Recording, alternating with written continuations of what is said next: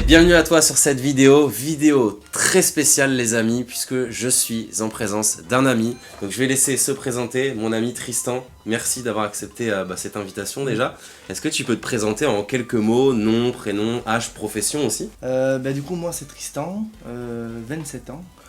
Ah ouais, 27 Oui, déjà, oui. Déjà, hein, ça passe vite. Hein. Du coup ma profession, je suis gérant d'une société, Paradescar du coup. Donc vente principalement par internet de jeux et jouets et cartes à collectionner. Principalement cartes quand même. Hein. Oui, principalement. Après, voilà, il y a beaucoup de choses aussi. Jeux jouets, jeux vidéo, voilà. Ouais, ça, les jeux vidéo, ok. De toute façon, on mettra le lien en description, enfin, on mettra les informations sur Tristan, parce que croyez-moi, c'est une personne très sérieuse et qui a beaucoup de ressources, vous allez voir ça dans la vidéo. Alors, j'ai les petites notes, je vais te poser des questions, ok. Tranquillement, nous, ce qui nous intéresse déjà de savoir, c'est comment tout ça a commencé, enfin, déjà, étant petit, est-ce que tu avais un attrait à Pokémon ou à un autre TCG en particulier? Je sais même pas, j'ai commencé très tôt. Du coup ma mère m'a appris un peu la valeur de l'argent. Donc parce que j'avais pas vraiment d'argent de poche, alors quand j'avais un peu de sous, j'allais les claquer pour acheter des boosters ex Team Aqua, Team Magma. Donc toi t'as commencé avec Team Agua. Ouais, voilà, le bloc ex, ouais. Voilà, à peu près là, ex Deoxy, ouais. Ok. Donc voilà, donc je dépensais pas mal de sous et après du coup je revendais mes jouets au vide-grenier. Ouais. Voilà, pour avoir des sous et racheter. J'allais faire les petites affaires et tout, voilà. Ok, et aussi dans la chaîne on parle beaucoup, nous, tu sais, d'éducation financière, etc. Ouais. On en parlera après, parce que c'est vrai que quand on fait Pokémon, collectionneur ou revendeur, faut faire attention. Ouais. Quand tu dis que ta mère t'a inculqué la notion de l'argent, enfin, si c'est pas indiscret, comment en fait elle a fait pour t'en inculquer ça? Plein de choses, ça dépend. Des punitions ou du coup, privation de jouer par exemple. Ouais. Ça marche bien, ouais. Mais après, sinon, c'est vu que je détruisais tous mes jouets, parce que moi j'adore les voitures, donc j'avais des grosses voitures en métal, miniatures, des trucs qui vaut 200 € aujourd'hui. Et j'aimais bien les défoncer, tu vois, faire des accidents avec. Et après, voilà, et après quand je voulais acheter un truc, elle m'a dit revends tes jouets. Et je dis je peux pas. Elle me dit voilà. Ok, il y a de l'idée, pour les jeunes parents qui nous regardent, il peut y avoir des bonnes idées. Ok, ton premier investissement, vraiment, où tu t'es dit, waouh, là j'ai gagné de l'argent, peut-être pas une somme, ça peut être quand tu étais jeune, je sais pas, peut-être un vide-grenier en particulier, enfin c'est quoi la première chose, la première vente où tu as eu un peu ce déclic de, tu sais, l'excitation que tu ressens quand tu vends quelque chose? En vrai, pareil, j'avais été puni. Ok, ouais. Et du coup, j'avais une grosse boîte à chaussures remplie de toutes mes cartes Pokémon. Je me rappelle, j'avais Mewtwo brillant, première édition, Tyrannosif brillant, c'était à cette époque-là. Et un vide-grenier, du coup, ma mère m'a dit, tu vends tes cartes pour payer du coup les réparations, quoi. Et un mec était venu et tout, 20 €. Et j'avais dit non, tu vois. Le mec, il a vu que je m'y connaissais, mais moi j'avais 6-7 ans, pas plus, hein. Vraiment, j'avais 6 ans. Et le mec il a lâché 300 € et il est reparti la boîte, bon ça valait plus encore. Et là j'étais là 300, c'était quoi? Et j'avais des billets de 20, 50, j'étais fou quoi. Ok, ouais ça t'a marqué, ça se voit comment t'en parles. Et maintenant, tout brillant, je suis là, je regrette. Bah oui, c'est sûr qu'avec le recul t'aurais pas dû. Voilà. Puisque tu fais partie des teams bâtons dans les roues, on t'a fait galérer avec ta famille, etc., le regard que t'as vis-à-vis d'eux, ou est-ce qu'au contraire ils t'ont stimulé, ils t'ont toujours dit vas-y fais ce que t'aimes? En vrai ça va, hein. En fait moi j'ai fini mes études d'aéronautique. Du coup après j'ai bossé, dès que j'ai fini, une semaine après j'étais embauché. Moi je suis un fonceur comme ça, je m'en fous. Du coup il y a les gens, ils disaient ouais mais non mais cette société tu peux pas, j'ai dit je m'en fous, je suis arrivé. Et ils m'ont dit ah ouais on vous prend et tout, ils m'ont proposé un salaire, j'ai dit non je veux tant, ils ont dit bon ok. Voilà, donc voilà moi c'est de toute façon... Ça c'est dans l'aéronautique. Ouais d'aéronautique. Et après quand justement... Et après il y a pas longtemps du coup, du coup j'ai décidé d'arrêter parce qu'en fait au départ c'était une passion, c'était secondaire. Donc tu sais c'est les ventes sur, je sais pas moi, Le Bon Coin, Vinted, tout ça, mais c'était à l'époque et j'avais trop de demandes et j'arrivais plus à gérer avec le boulot, donc j'ai carrément arrêté le boulot et j'ai créé du coup la boîte. Et là en effet ma famille, non ça va, ils m'ont pas mis des bâtons dans les roues mais ils m'ont pas non plus vraiment poussé. Ils étaient bon courage mais te plante pas quoi. Te connaissent, savent que t'es fonceur. Oui voilà, mais après ça va, ils savaient que même si je me loupais j'aurais retrouvé un boulot quoi. Ouais. Ok. Mais voilà. Et c'est quoi comme diplôme que t'as passé quoi? Là j'ai une licence pro, innovation, conception prototype. Ok, nice. Quelle est ta journée type? Alors en sachant, je précise que tu fais du Magic, du Pokémon, du Yu-Gi-Oh! Et énormément de choses aussi. Mais si tu pouvais nous expliquer ta journée type, comment ça se déroule du matin au coucher? Tu m'as dit tout à l'heure, on a discuté, tu charbonnes beaucoup. C'est ça, ouais. Ben, là, en ce moment c'est plutôt calme. Ouais. C'est vraiment période Noël, hein, septembre jusqu'à décembre, où là, c'est vraiment chaud. Je peux monter même à 16 heures par jour. Et là, ouais, là, franchement, la fatigue se fait ressentir. Ouais. Heureusement que les 2 dernières semaines de décembre, vu que Noël est passé, on Ouais, stoppe, c'est on tranquille. fait les vacances. Sinon, en ce moment, journée type, j'arrive ici entre 9 et 10. Ouais. Et après, ça peut être. Moi, je m'occupe essentiellement Pokémon, donc ça peut être de la mise en vente sur Car Market ou eBay, d'un peu d'ouverture, ça dépend, en fonction de ce qu'on a, tout ça. Ok. Et après, une petite pause, même pas une demi-heure, et on continue jusqu'à au moins 20 heures. D'accord. Jusqu'à Et le au soir, moins quand 20 heures. quand t'es chez toi, tu fais quoi? Tu geeks, tu te reposes Non, j'ai vraiment, pas le tu temps, filmes. je réponds à des Ça messages, bosse encore un peu, hein, on est d'accord. je mets Netflix en fond et c'est fini, quoi, Ok. l'histoire, voilà. Parce que ça, c'est important aussi, parce qu'on tu sais, on s'imagine toujours que Pokémon, Magic, etc., c'est un monde cool. Donc, c'est vrai que c'est un monde cool, hein, c'est pas- voilà. Mais il y a des problèmes à gérer, il y a des taxes, il y a Ouais, tout ce qui est ouais. autour, forcément, c'est une vraie entreprise. Donc on a du mal, des fois, tu sais, à s'imaginer, quand on est juste collectionneur, Ouais. comment ça se passe dans la peau d'un revendeur. Et moi, je vous le dis, cette personne-là charbonne, hein. Ouais. C'est vraiment le mot, hein. Il n'y a pas énormément de personnes qui ont ton installation aujourd'hui en France, c'est pas pour rien, donc c'est beaucoup de boulot, ça je vous le jure. Bah justement, tiens, si t'avais un conseil, ou Ouais. deux, hein, tu fais comme tu veux, à donner à un collectionneur. Ben, il faut faire gaffe déjà, faut faire gaffe où est-ce qu'on achète, faire gaffe à qui on achète. Et il faut faire gaffe aussi à l'état et au prix principalement. Parce qu'il y a des gens qui disent état neuf alors que ça l'est pas, donc il faut vérifier des photos, demander des photos des fois. Ouais, n'hésitez pas à demander plus de photos. Ouais. Ouais. Et ensuite au niveau du prix aussi, hein, n'hésitez pas, eBay c'est une plateforme qui vend très bien mais qui gonfle un peu les prix. Ouais.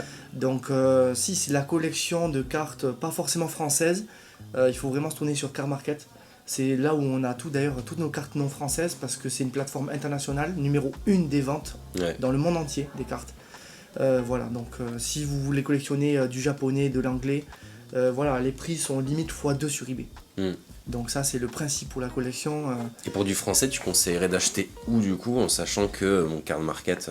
Ben ça dépend, ça dépend. Là par exemple pour mon deck, tu vois, donc j'ai mis des golds un peu dans mon deck, ce que je joue du coup. Ouais. Et j'ai vérifié les prix entre eBay et Car Market et j'ai acheté pas mal sur eBay finalement. Un conseil cette fois à donner à un vendeur. Alors quand je dis un vendeur, c'est pas quelqu'un qui a une structure comme toi, hein, c'est un petit revendeur. Par exemple, voilà, il achète dans le but de rentabiliser ce qu'il a pu ouvrir par exemple. Ouais, Quel ouais. conseil tu aurais à donner? Pareil, il faut bien réfléchir à ce qu'on fait parce qu'en fait on dirait pas mais on peut perdre énormément de sous. Principalement Yu-Gi-Oh! Et Magic. Ça c'est Yu-Gi-Oh! C'est le numéro 1. Hein. Si on connaît pas, il faut éviter d'acheter Yu-Gi-Oh! Sinon c'est comme quelqu'un qui achète du Bitcoin à 80 000. Enfin, Oui, c'est clair. voilà, en fait, c'est tout ce que je peux dire. Enfin voilà, il faut vraiment vérifier au niveau des prix. Et après, ben voilà, il faut aussi des fois, le mieux quand on va acheter quelque chose d'un peu unique, dans le but de le revendre, trouver déjà l'acheteur. Trouver déjà la personne Trouver fiable. l'acheteur et Ouais. trouver même plusieurs. Ouais. Par exemple, vous achetez une carte à 5 ou 10 000 dans le but de la revendre, parce que vous savez qu'elle va monter. Voilà, être sûr de trouver 3 personnes qui peuvent vous la prendre. Au moins. Ah oui, ok, tu veux dire, ok, Ouais, 3 ouais. personnes prêtes à l'acheter. Ok. Voilà. La chose, toi, la plus sympa que t'as ouvert dans ta vie. Là, comme ça, y a rien. C'est vrai? Ouais, j'ai tellement ouvert que. Ok, on prend. Non, le truc qui pourrait me marquer, c'est aller à des boosters où quand tu l'ouvres, en fait, t'as 2 ultras au lieu d'une. Ouais. Ah oui, Voilà. ouais, ça m'est arrivé une fois, ça. Ouais, Ouais, ouais. c'est dingue. Mais même pas dans les demi-séries, hein, parce qu'après, oui, il y a les demi-séries Destiny occultes où t'avais du coup la reverse qui pouvait être La une shiny reverse, plus. shiny, ouais. Voilà. Ouais. Mais ouais, après, on va dire que c'est ça. Alors, c'est le booster où j'ai eu un Mewtwo shiny, suivi du coup des 3 oiseaux, l'Articuno Sulfura, Rainbow. Ah oui, t'as eu ça, putain, Ouais, propre. voilà. Moi, c'était dans une valisette, je sais plus c'était quoi, et j'ai eu le Mewtwo Rainbow, et derrière Mewtwo aussi ultra rare, j'ai eu les deux. Dedans, c'était un booster buggé, je me rappelle. Ouais, C'était vraiment ton Pokémon préféré. Moi, c'est Absol. Ah ouais? Ouais. Ouais, c'est vrai qu'il est sympa, ça. Absol, parce que il paye pas de mine, mais c'est quand même le dieu des enfers, quoi. Ouais. Il peut tuer tout le monde, tous les Pokémon comme ça d'un coup. Ouais. Il plonge tout dans les enfers. C'est vrai qu'il est très puissant. Ouais. Bloc que tu préfères. Je pense que beaucoup de fans vont répondre à le même bloc que toi. Et ben moi, c'est Ex-Deoxy. Ouais. Ex-Deoxy en premier, suivi de Team Aqua, Team Arma, ouais. Ah ouais, Vraiment, ouais. tu mets celle-là en deuxième, Ouais, ouais, ok. ouais. Ouais, il y a le Edeoxy, Emerald. Ouais. Edeoxy, en fait, les rivers, sont magnifiques. Et du coup, il n'y a rien à dire. Ouais. Des rivers, c'est. Voilà. Signé avec le petit Deoxys, Ouais, c'est stylé. c'est ça. Après, t'as aussi le Olon Fantôme aussi qui est vraiment stylé, je trouve. Ouais, ouais, ouais. Il est sympa. Voilà, ouais. Après, il y avait les espèces Delta. Non, tout le bloc X, franchement, Ouais, c'est. le Block X, hein. Voilà. Dites-nous en commentaire, d'ailleurs, c'est vrai que j'oublie, dites-nous un peu en commentaire, les amis, quel est, vous, votre bloc préféré. Moi, pour ma part, c'est comme Tristan, un bloc X. Il va y avoir beaucoup de blocs Lenin, je crois, dans les commentaires. Ouais, il y a beaucoup aussi, il y aura beaucoup. Ouais. Alors, maintenant, plus question sur la spéculation, les marchés, etc. Parce que bon, on parle beaucoup crypto aussi sur la chaîne, on parle beaucoup de business en ligne, etc. Faut le dire, hein, Pokémon, ça peut être un super business, sauf que 90% des gens n'ont pas encore cette éducation financière qui va avec. Et il y a beaucoup de FOMO aussi, je sais pas si c'est un terme qui te parle, le FOMO. Voilà. Donc toi, enfin, pour toi actuellement, on est dans quel cycle? Parce que c'est vrai qu'il y a eu une grosse hype, on est quand même dans une baisse de la hype, on va appeler un chat un chat. Mais toi, comment tu vois ce cycle-là actuel? Et deuxième question, c'est qu'est-ce que tu vois dans l'avenir qui pourrait faire reprendre une hype ou pas? Enfin, comment tu vois l'avenir aussi? En fait, déjà, il y avait XY Evolution, du coup, qui était une réédition du premier set. Ça a pas trop bien fonctionné parce qu'ils en ont mis partout. Ensuite, ils ont fait un peu de promo, ça a bien commencé à fonctionner aux US. On a les displays qui valaient 500 qui sont montés à 2-3 000.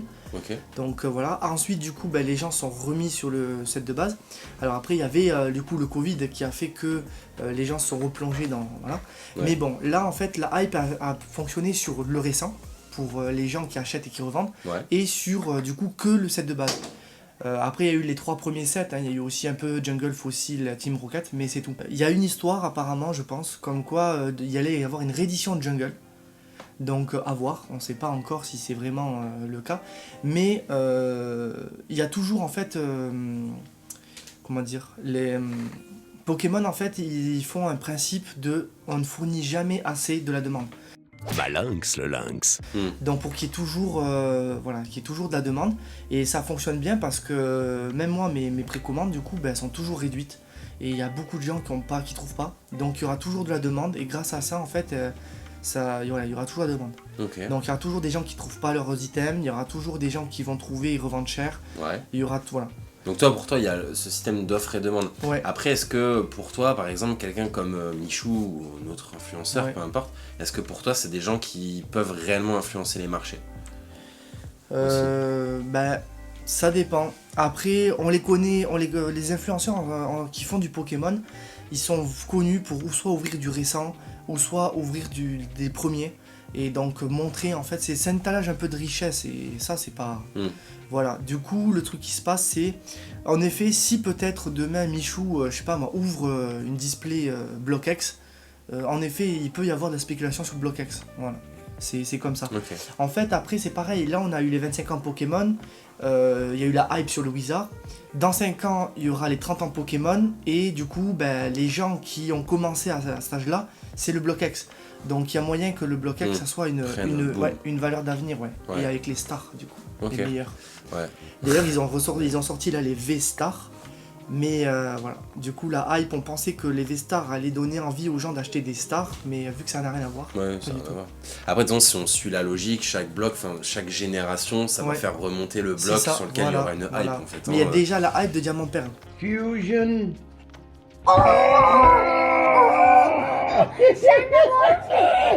Donc, oui, voilà. Est-ce que ça peut monter plus? C'est-à-dire que nous, quand on aura limite 70 ans, la tendance, ce sera ce qu'il y a aujourd'hui, en fait. C'est du soleil et lune, les boucliers, etc. Ok. Alors, justement, on continue là-dessus. Toi, qu'est-ce que tu conseilles en tant que jeune collectionneur, par exemple, en période de cycle bas, quand les prix sont pas chers, qu'est-ce que tu conseilles? Acheter. Voilà. On a la réponse pour nous, c'est logique, mais c'est important de le dire, quand les prix sont bas, faut acheter. Après, voilà, comme je disais, il faut vraiment checker. En premier, le gros problème des collectionneurs, c'est le budget. Les gens, en fait, regardent pas leur budget, ils dépensent, et après ils se retrouvent à la merde, et ils revendent à perte. Et à perte, ils revendent à perte. Et c'est là que les gens, justement, éduqués se positionnent et achètent. Ensuite, si on veut vraiment acheter pour plus tard, en vrai, c'est des items limités qu'il faut acheter. Donc l'ultra premium, des coffrets premium, ce genre de choses, des choses limitées. Il y a aussi des choses en japonais qui sont limitées. Ah ouais? Par exemple, pour les 25 ans, il y avait le coffret Pikachu Gold qui est sorti qu'en japonais. Oui. Et ça, par exemple, ça fait partie de choses limitées où on peut investir. Ok. Et après, en carte annuité, un truc qu'on pense pas forcément, c'est les alternates. Ça, Ouais. c'est quand même pas mal. Hein. Ouais, c'est vrai que c'est beau en plus. Hein. Voilà, Enfin, moi ouais, j'adore. Hein. Je sais voilà. pas, vous dites en commentaire si vous kiffez aussi les alternates, c'est magnifique. Hein. Mais Donc, j'ai je trouve commencé ça- à faire un petit classeur d'alternates. Tu montreras après. Ça pique. Du coup, bah, question inverse, que faire en cycle haut? Cycle haut, le problème c'est que les gens ont tendance à vendre, mais ça ne marche pas tout le temps. Le principe des Dracofeu par exemple. Donc Ouais. Dracofeu, set de base, première édition. En cycle haut, du coup, le principe de demande et d'offre, Ouais. mais qui n'a pas fonctionné. Donc les gens ont acheté, donc au début, cycle bas, personne n'en voulait. Le cycle a commencé à monter, les gens ont acheté. Ouais. Et après, il y a le principe de on monte et à quand ça s'arrête. Donc les gens, il y en a qui vendent tout de suite, ou ils préfèrent faire une petite marge, et en vrai c'est ça qu'il faut faire. Hein. Il faut pas être trop gourmand, hein. C'est comme quand on va au casino. Hein. C'est tu mets 20, tu gagnes 100, c'est mieux des fois de partir avec 100 plutôt que de repartir avec 0. Ça, c'est important les achats. Et là c'est la même chose en fait avec tous les jeux de cartes. C'est que voilà, donc quand il y avait les Dracofeu, il y a des gens qui avaient acheté à 1000, ils ont revendu 2000. Et ceux qui ont voulu gratter, maintenant c'est 500 €. Donc maintenant, il faut garder quoi. Et si on a besoin de sous, on perd des sous. Voilà. Alors que normalement, Pokémon, tu perds pas d'argent. Enfin, je veux dire, si t'achètes du récent, je sais pas. Si t'achètes du récent, au pire, tu le vends le prix que tu l'as acheté. Tu vois ce que je veux dire? Si vraiment, finalement, t'as besoin. Mais c'est important ce qu'a dit Tristan. Et il y a un budget, en fait. Tout business, toute passion, hein, même si c'est pas dans le but de revendre. Et il y a un budget parce qu'on a tendance à vite vouloir acheter, ouvrir. C'est comme en crypto, c'est pareil. Hein. Si t'as 1000 €, tu dois pas dépenser tes 1000 €. Tu dépenses 200, et après t'attends, et après tu redépenses, ainsi de suite. Exact. Et si, une question aussi que je voulais te demander. On met Dracofeu toujours sur un piédestal en termes de cartes. Pour toi, le Pokémon de la génération jeune en ce moment, leur Pokémon à eux, ce serait lequel? Est-ce que tu saurais dire? Là, avec comme tu as dit, les autres influenceurs, Dracofeu reste numéro 1. Ouais. Après, je sais pas, le Pokémon... Rayquaza ou pas? Non. C'est quand même bien, Rayquaza, moi j'aime bien, mais... Tu vois, voilà, parce que Rayquaza, c'est Pokémon qui viennent de l'espace, comme Deoxys, tu vois, donc c'est... Mais ouais, je sais pas, peut-être Arceus. Arceus, en ce moment, ok. Avec le jeu qui est sorti, Arceus, ça reste le dieu des Pokémon, Oui, c'est le créateur. Hein. Ouais, c'est un peu le big Donc boss. je dirais que c'est Arceus, Ok. Bah écoute, merci en tout cas Tristan. Ouais. C'était cool, hein, on a répondu à toutes les questions, donc merci. On se retrouve juste après pour une petite visite des locaux.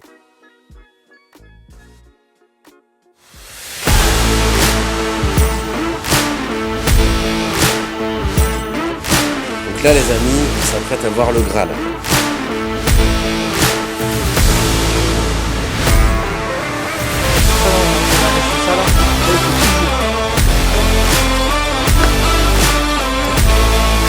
Là,